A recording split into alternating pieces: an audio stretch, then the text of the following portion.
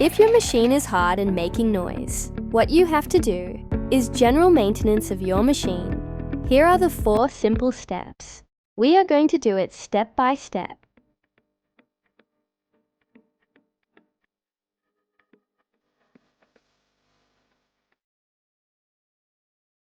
Step 1. Clean the fluff which is stuck in the teeth.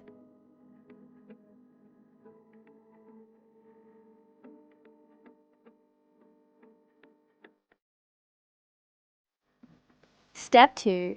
Clean the fluff around the shuttle hook.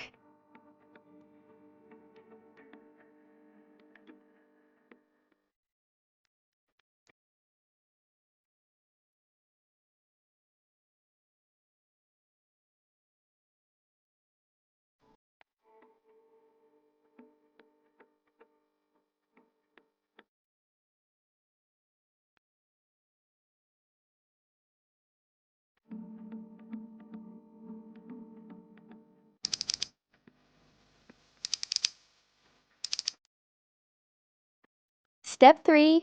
Tight these loose parts, but keep some free play for the parts to move too.